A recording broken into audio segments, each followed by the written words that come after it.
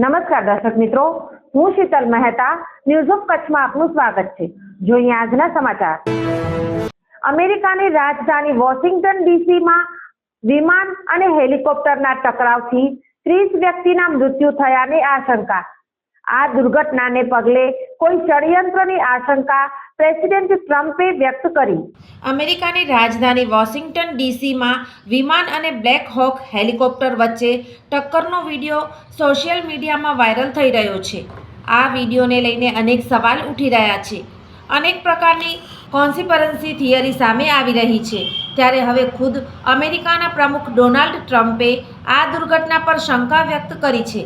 White house નજીક આવેલા Reagan national airport પર બનેલી આ દુર્ઘટનાને લઈને અનેક પ્રકારની કોન્સ્પિરસી થિયરી સામે આવી રહી છે। કેટલાક લોકો તેને આતંકી ઘટના પણ ગણાવી રહ્યા છે। આ વચ્ચે હવે ડોનાલ્ડ ટ્રમ્પે સોશિયલ મીડિયા પર પોસ્ટ કરીને કહ્યું કે વિમાન એક નિર્ધારિત રૂટીન પર રનવે તરફ આગળ વધી રહ્યું હતું, પરંતુ અચાનક હેલિકોપ્ટર સીધું વિમાન તરફ જવા લાગ્યું।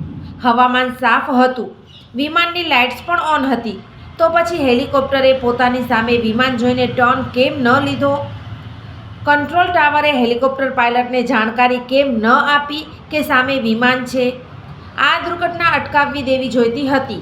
આ સારું ન થયું।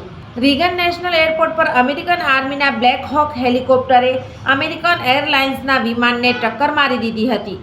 ત્યારબાદ બંને નદીમાં ખાબક્યા હતા। એરલાઇને પુષ્ટિ કરી છે કે દુર્ઘટના સમયે વિમાનમાં કુલ 64 લોકો સવાર હતા, જેમાં 4 ક્રૂ મેમ્બર પણ સામેલ છે। રિપોર્ટ અનુસાર આ અકસ્માતમાં હજુ સુધી કોઈને બચાવી શકાયા નથી, પરંતુ 30 લોકોના મૃત્યુની આશંકા છે। વિમાનમાં 64 લોકો સવાર હતા, જ્યારે સેનાના હેલિકોપ્ટરમાં 3 લોકો સવાર હતા। અત્યાર સુધીમાં નદીમાંથી 19 મૃતદેહો બહાર કાઢવામાં આવ્યા છે। સોફ Kutch power by Opal electronics, LG best shop, Vijaynagar road Bhuj, Rambag road Adipur.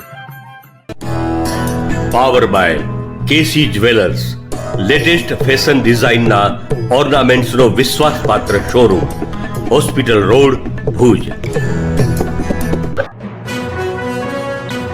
દર્શક મિત્રો, આજે તારીખ 30 જાન્યુઆરી 2025 આ હતા આજના સમાચાર। આવતીકાલે ફરી મળીશું, ત્યાં સુધી મને રજા આપશો। નમસ્કાર।